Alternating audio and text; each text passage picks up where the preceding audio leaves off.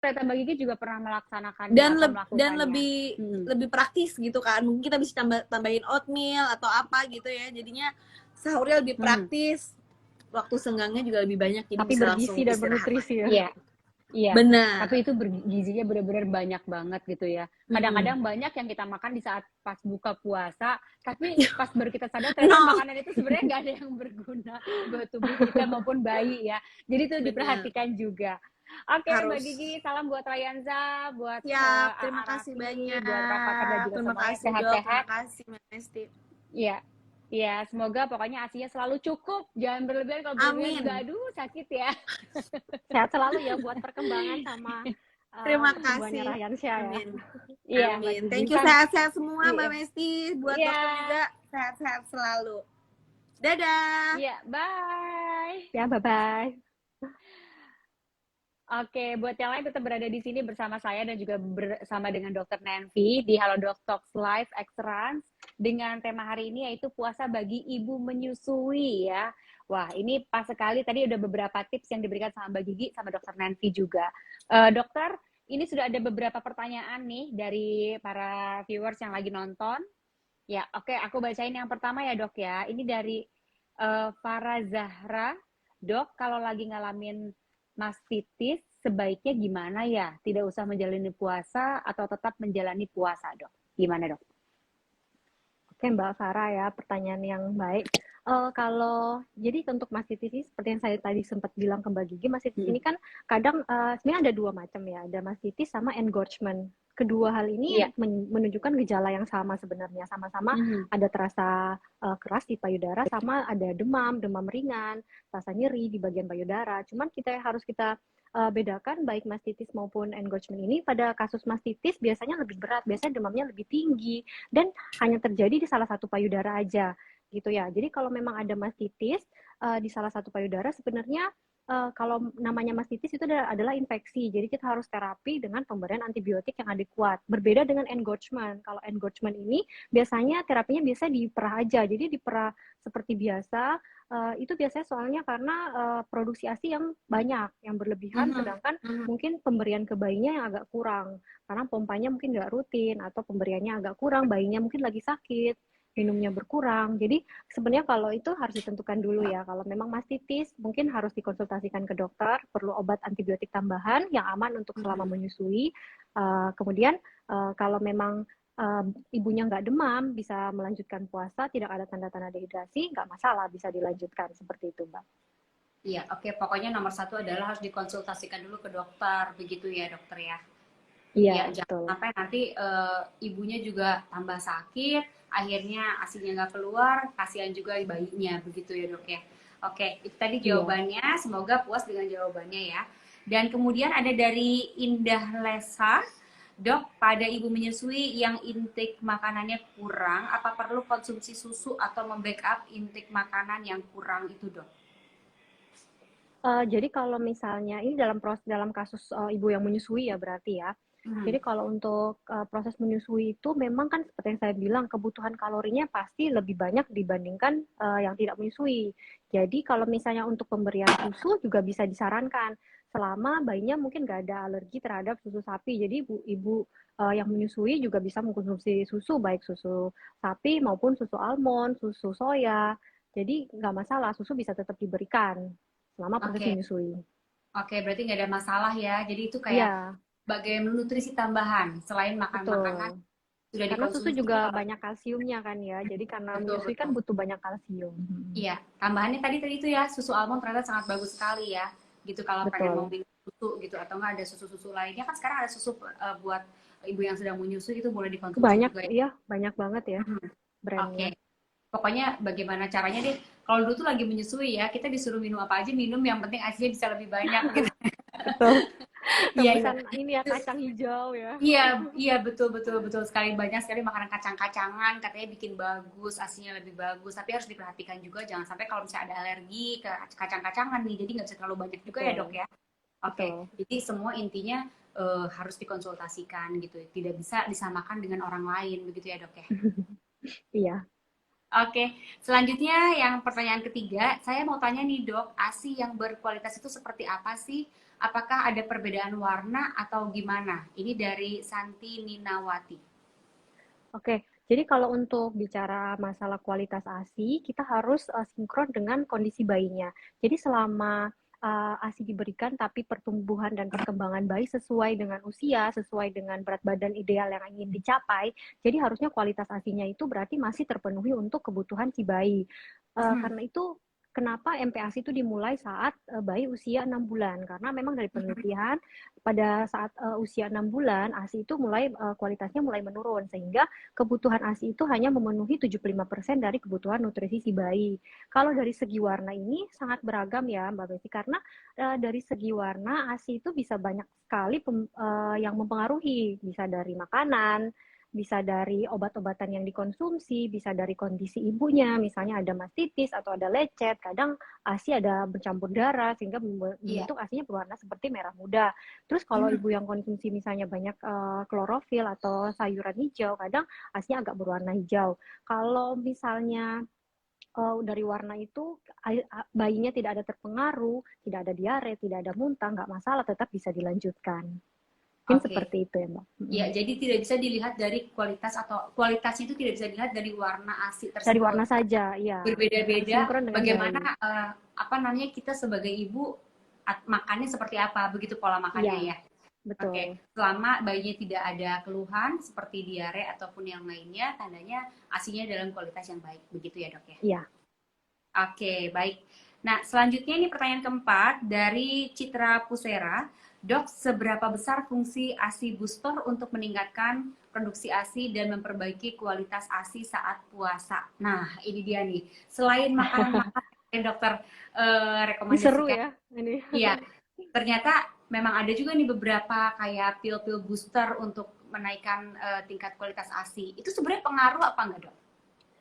Baik, jadi kalau untuk suplemen ya, dari yang saya ikutin pelatihan sebelumnya, jadi memang untuk suplemen ini sebenarnya sekunder. Jadi hal yang utama yang harus kita perhatikan yaitu kondisi psikis dari ibunya sendiri, karena yang berpengaruh terhadap ASINya itu adalah hormon selain dari nutrisi ibunya. Jadi sebenarnya suplemen yang ada itu hanya membantu saja, karena itu ada beberapa pasien yang konsultasi, dok saya udah gonta-ganti suplemen dok, tapi kondisi tapi ASI saya tetap segitu-segitu aja. Nah kita harus lihat dari segi lainnya juga, apa mungkin makanan ibunya tidak terpenuhi kualitasnya, atau ibunya mungkin masih dalam kondisi stres, apalagi kalau habis melahirkan ya, kalau kita pernah dengar tentang baby blues, nah itu kan kondisi yang betul-betul dapat menekan stres ibu gitu ya. Jadi semakin ibu stres, jadi apalagi kalau ibu yang berpikir, aduh ASIku kok makin kurang gitu ya, malah itu yang menyebabkan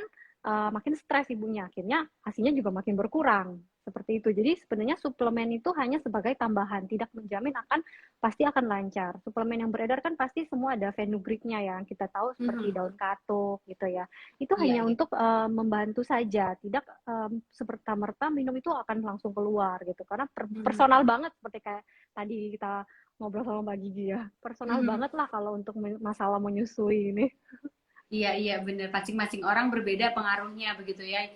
Yang penting kayaknya selain di makanan juga mindset kita ya kayaknya ya dok ya. Betul, karena itu memang kan pengaruh hormon ya. Jadi memang mindset kita harus betul-betul baik terhadap itu.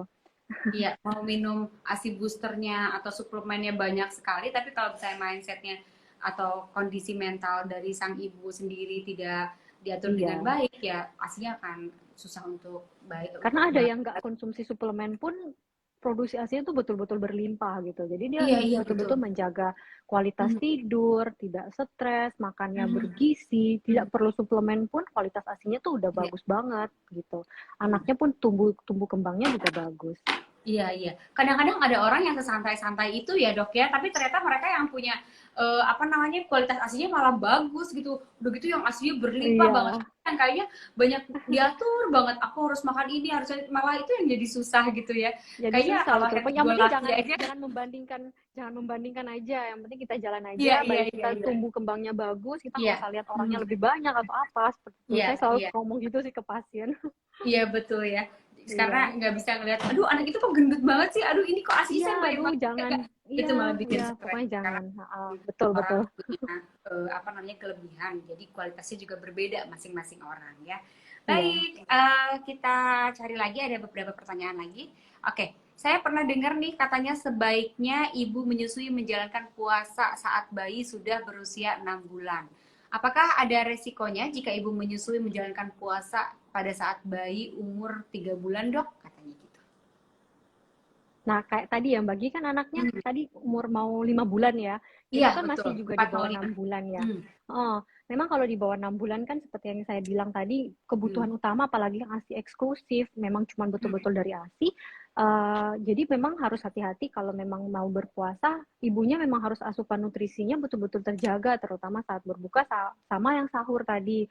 Karena kalau misalnya ibu dalam kondisi dehidrasi, pasti asupan ASI yang keluar juga sedikit, otomatis bayinya tidak mencukupi kebutuhan sehari-hari dari bayi tersebut. Sedangkan kan kalau bayi di bawah 6 bulan diharapkan sehari itu menyusui sebanyak 8-10 kali minimal ya, dengan durasi sekitar 15 sampai 20 menit. Jadi kalau misalnya ibu dalam kondisi dehidrasi tentu saja tidak dapat memenuhi kebutuhan nutrisi bayi ini, sedangkan bayi di bawah 6 bulan kan tadi kebutuhan utamanya cuma dari ASI gitu ya. Betul, betul. Iya. Satu-satunya Jadi mungkin itu yang makanannya harus itu ya. diperhatikan. Iya. Oke, iya. Jadi itu harus diperhatikan ya, bukannya tidak boleh, tapi kasihan bayinya juga kalau misalnya memang kondisinya Iya. ibunya tidak memungkinkan untuk berpuasa karena nutrisi untuk si bayi tidak terpenuhi, sebaiknya ya nanti bisa digantikan dengan fidyah atau nanti Iya, digantikan dengan betul. puasa kembali setelah Ramadan. Karena Gitu memang ya. beberapa literatur menyebutkan memang di bawah 6 bulan sebaiknya mungkin dapat dipertimbangkan untuk mulai berpuasa. Oke, kecuali Seperti kalau itu. udah 6 bulan beda ya, udah dapat MPASI nih, Iya, udah boleh udah ada makan MPASI. gitu ya. Jadi Betul. nutrisinya sudah dapat dari yang lain begitu ya, Dok ya. Iya. Oke, ini ada pertanyaan lagi, pertanyaan ketujuh, Dok. Apakah ibu menyusui boleh minum elektrolit saat sahur dan juga berbuka? Takutnya elektrolit adalah sebuah pantangan untuk ibu menyusui. Sebenarnya cairan elektrolit itu kan yang beredar, sekarang kan memang lagi ada gencar-gencarnya ya untuk pemberian minuman elektrolit. Elektrolit ini seperti Oralit mungkin yang kita tahu, sama ada beberapa brand lain. Ini kan sebenarnya cairan tubuh alami dari seorang manusia gitu. Jadi sebenarnya konsumsi itu tidak masalah. Bahkan di luar negeri itu ada suplemen elektrolit dalam bentuk kemasan yang memang dikonsumsi oleh ibu menyusui. Jadi sebenarnya pertanyaan ini memang harus bisa diberikan cairan elektrolit terhadap ibu yang menyusui. Jadi tidak akan berpengaruh apa-apa terhadap proses menyusuinya. Jadi bisa diberikan. Nggak ada masalah ya, Dok ya. Nggak ada Tapi masalah. mungkin jumlahnya ada yang harus dibatasi atau gimana, Dok? Kan ini namanya elektrolit ya. Sebenarnya kalau elektrolit yang beredar itu apa yang diserap akan sesuai dengan kebutuhan tubuh kita. Jadi sebenarnya kalau untuk kebutuhan elektrolit tetap kan kita butuh juga air putih ya. Jadi kalau untuk kebutuhan elektrolit sebenarnya tidak ada patokan atau dosis yang sesuai. Cuman biasanya sehari satu saset itu biasanya dicampur dengan 200 ml air. Jadi cukup 1 kali sampai 2 kali sehari. Atau kalau memang ibunya beraktivitas yang banyak, yang keluar keringat yang banyak, nggak apa-apa dikonsumsi berlebihan 2 sampai 3 kali dengan sekali minumnya sebanyak 200 ml. Seperti itu. Oke ya, jadi tidak ada aturan khususnya, tapi yang Betul. pasti tidak dilarang juga gitu ya. Betul, tidak dilarang juga. Cuman tetap butuh air putih loh ya, jangan semua diminum cuman Oralit gitu. Iya. Karena kalau kebanyakan garam di tubuh juga kan bikin kita dehidrasi seperti itu. Iya, betul-betul ya. Jadi dipastikan air putih tetap nomor 1. Iya. Oke. Dok, apakah Dok, bagaimana sih mencegah dehidrasi pada saat puasa? Saya menyusui tapi lemes banget kalau udah 3 jam katanya. Dan terasanya haus sekali. Kira-kira gimana, Dok? Jadi sebenarnya ini tergantung juga bayinya usia berapa ya. Seperti tadi kalau misalnya memang di bawah 6 bulan, biasanya sih sebenarnya kalau bayi di bawah 6 bulan lebih enak karena bayinya biasanya nokturnal. Jadi biasanya lebih aktif di malam hari. Jadi di siang hari mungkin diakalin dengan setelah berbuka mungkin siang hari jeda untuk menyusuinya mungkin diatur sebanyak 3-4 jam sekali baru mulai menyusui. Karena memang setelah ibu menyusui pasti ibu akan merasa lebih haus dari biasanya. Nah, kemudian kebutuhan nutrisinya pada saat berbuka, terutama pada saat sahur yang tadi. Ya, jadi pada saat sahur jangan lupa untuk konsumsi makanan yang bernutrisi sama kecukupan cairannya betul-betul terpenuhi, karena pada saat sahur ini akan yang memenuhi kebutuhan nutrisi bayi ini pada saat menyusui, pada saat berbuka puasa ini, gitu ya. Jadi kalau misalnya ibunya bilang untuk berbuka, untuk ini ya, untuk kebutuhan minumnya biar nggak dehidrasi tadi ya. Dehidrasi Jadi katanya. memang iya, jadi memang sehari itu harus minum 2 sampai 2,5 liter. Kalau di bawah itu memang dari penelitian tidak akan mencukupi untuk memenuhi kebutuhan si kecil, juga memenuhi ibunya sendiri seperti itu. Jadi kalau ada tanda-tanda dehidrasi seperti tadi, sebaiknya mungkin dipertimbangkan untuk melanjutkan puasanya. Oke, tetap harus melihat kondisi juga nih. Kalau nggak sanggup, nggak kuat, jangan diteruskan karena kasihan bayi, bayinya dan juga ibunya sendiri. Begitu, jangan sampai dehidrasi atau keduanya tidak mendapatkan cairan yang cukup, ya. Jadi jangan terlalu memaksakan juga nih, gitu. Oke, dan ini masih ada mungkin satu pertanyaan lagi, Dok. Dok, gimana sih mencegah? Oh, oke, itu tadi sudah. Satu lagi, apakah selama puasa jumlah ASI akan berkurang? Karena saya khawatir anak saya tidak mendapatkan ASI yang cukup. Jadi sebenarnya kalau memang ibunya dalam kondisi menyusui, apalagi ASI full, apalagi ASI eksklusif di bawah 6 bulan, biasanya coba mulai rencanakan ya. Jadi sebelum memulai puasa, mungkin sebulan, 2 bulan sebelumnya mulai dilakukan pompa ASI untuk membuat ASI stok juga. Ya, kemudian kalau misalnya dari beberapa penelitian, memang kandungan ASI pada ibu yang berpuasa diteliti ada terjadi penurunan mikro maupun makronutrien. Begitu pula dengan jumlah kualitas dan kuantitas ASI-nya. Jadi karena itu tadi disebutkan jika memang ada tanda-tanda dehidrasi, apalagi dehidrasi pada bayinya, atau bayinya biasanya awalnya mungkin belum tanda-tanda dehidrasi, tapi bayinya seperti kelaparan. Jadi misalnya bayinya rewel, tidak bisa tidur, gelisah. Nah, itu berarti kemungkinan ASI yang diberikan ibunya tidak cukup. Memang dari penelitian ASI itu memang agak berkurang selama proses berpuasa ini. Karena itu tetap ya diperhatikan juga ya, dikonsultasikan dulu ke dokter apakah memang siap anaknya maupun ibunya. Iya. Dokter Denvi, hari ini sepertinya banyak sekali beragam ya pertanyaannya. Semoga bisa mewakili semua pertanyaan dari para viewers yang lagi nonton Halodoc Talks Live hari ini. Halodoc Talks Live X-Run tepatnya ya. Dan semoga saja ini dapat menjawab pertanyaan Anda semua dan bisa menjadikan informasi yang sangat penting bagi ibu-ibu yang sedang menyusui nih. Apalagi ibu-ibu yang menyusui yang ingin berpuasa. Dokter, nanti sebelum kita pamit nih, ada tips mungkin sedikit yang harus diperhatikan dan diberikan kepada para viewers? Mungkin yang pertama tadi kita ulang lagi karena harus ini ya, kalau misalnya untuk berpuasa ini sebaiknya kecukupan nutrisi sama cairan itu harus terpenuhi. Kebutuhan nutrisi yang tadi karbohidrat, protein, lemak, dari buah dan sayuran. Kemudian untuk kecukupan cairan 2 sampai 2,5 liter per hari harus terpenuhi. Tips yang lain yang mungkin bisa dilakukan yaitu kontrol untuk kondisi tanda-tanda dehidrasi baik pada ibu maupun pada bayinya. Kemudian yang terakhir mungkin bisa untuk kontrol kondisi bayinya baik pertumbuhan maupun perkembangan setiap bulannya. Jadi setelah ibu proses berpuasa kita harus lihat juga kondisi bayinya setelah itu apakah memang terpenuhi atau tidak. Karena setelah ibu berpuasa biasanya kandungan nutrisinya akan kembali seperti semula seperti ibu sebelum berpuasa. Seperti itu sih.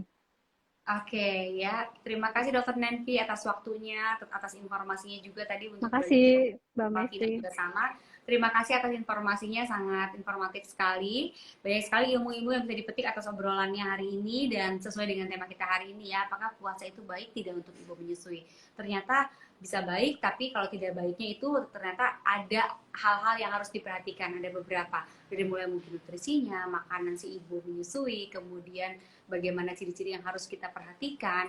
Yang penting adalah kita harus memperhatikan kesehatan si ibu sendiri dan juga kesehatan untuk bayinya agar nutrisi sang bayi bisa terpenuhi. Apalagi kalau misalnya katanya di bawah 6 bulan agak sulit untuk melakukan puasa, harus dipertimbangkan kembali ya, dan itu harus dikonsultasikan kepada dokter lagi agar bisa lebih yakin bisa ikut berpuasa atau tidak, agar tidak ada resiko yang lebih besar ke depannya apabila kita memaksakan untuk berpuasa. Jangan sampai dehidrasi. Nah, hari ini mungkin tadi bisa dicatat ya, dan sudah dicatat informasinya juga. Mungkin mudah-mudahan nanti lain kali kita bisa ngobrol lagi Dokter Nenvi dengan tema yang lainnya ya. Dan untuk Anda yang masih punya pertanyaan dan penasaran dengan ada beberapa pertanyaan yang belum sempat kita bahas ataupun dijawab sama dokter, ini gampang sekali nih, bisa menjawab pertanyaannya atau cukup dengan download Halodoc dan kamu bisa chat ke dokter dari rumah. Ini gampang sekali ya. Pokoknya tenang, ada Halodoc deh ya. Dokter Nenvi juga bisa ditemukan di aplikasinya Halodoc ya. Betul, ya. Nah, Online setiap bisa hari. langsung tanya tuh sama dokter Nenvi, lagi online setiap hari juga bisa tanya mengenai bagaimana nutrisi bayi atau nutrisi untuk menyusui agar bisa terpenuhi begitu ya. Oke, kalau begitu terima kasih banyak saya Messi Anita, maaf kalau ada salah-salah kata, dan tentunya selamat berpuasa, melanjutkan ibadah puasanya masih berapa jam lagi ya? Kurang lebih Semangat ada ya. 2 jam lagi. Tetap semangat. Yang ibu-ibu yang sudah menyusui tapi ikut berpuasa juga tetap semangat juga. Nanti jangan lupa nutrisinya diperhatikan pada saat berbuka puasa. Dokter Nenvi terima kasih ya, dan para viewers Makasih Mbak Mesti, halo Dok. Iya. Terima kasih banyak, sampai ketemu lagi. Ya.